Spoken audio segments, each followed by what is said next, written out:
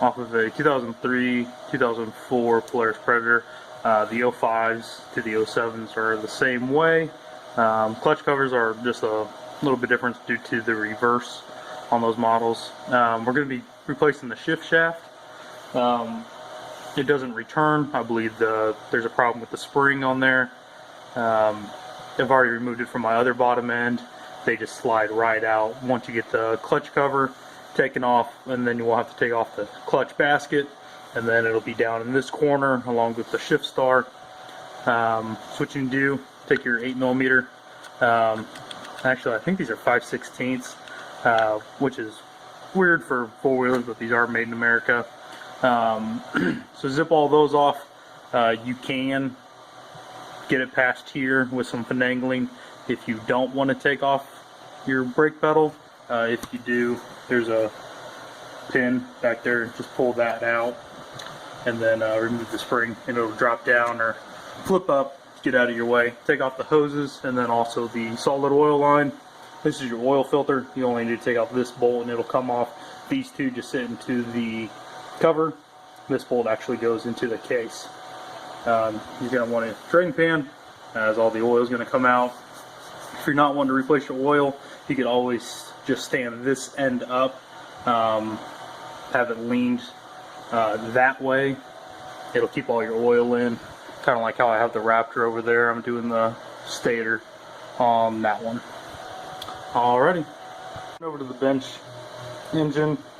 Upon request, again, this is a small dowel, or I guess not dowel, it goes over a dowel. Make sure you keep that off to the side. That is your shift fork and shift shaft. Again, that just slides right out if you ever need to replace it. So what we're going to do is take the Allen heads and remove all 6 of those to remove the pressure plate, and then behind the bearing is going to be a nut, and we'll take that off. Good measurement on the clutch. These are actually fairly good. There's a lot of distance in between these are the fiber plates, and the steels are actually the ones down below. Looks like this is a newer clutch.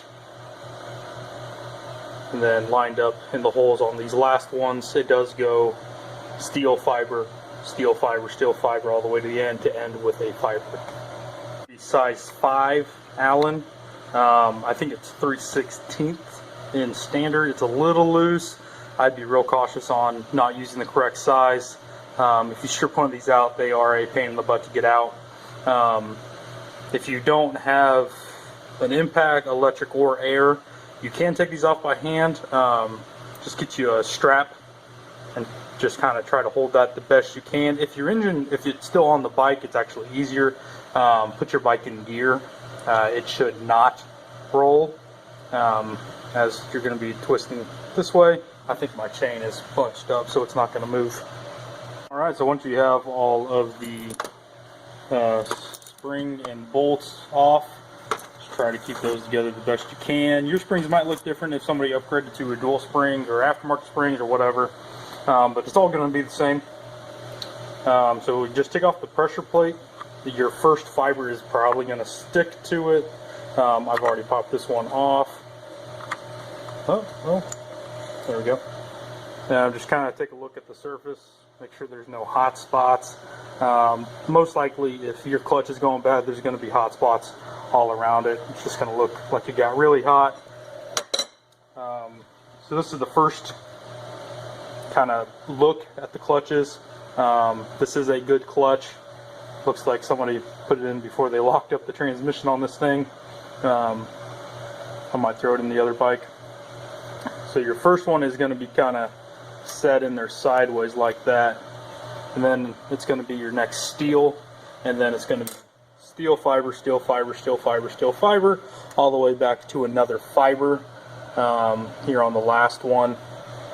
It's important before you get going to soak your fibers in whatever oil you're going to be running for 24 hours before installing. That allows the fibers to absorb the oil. If you don't, it's not going to be an immediate failure, but the clutch will definitely not last as long. It just gets really hot. Alright, so now you want to take all these out, and then again, just put it back in the way I told you. Again, these don't have any O-rings, well, at least as far as I can remember they don't. Y'all might have big on the O-ring thing.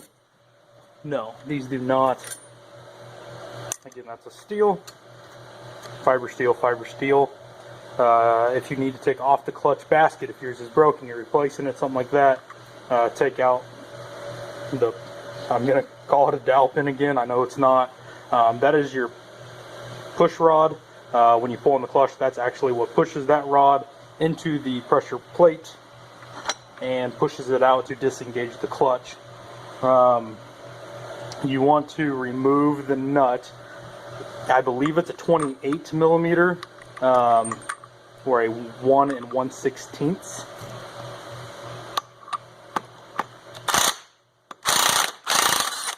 If you don't have an impact, you definitely gonna want to leave it in gear.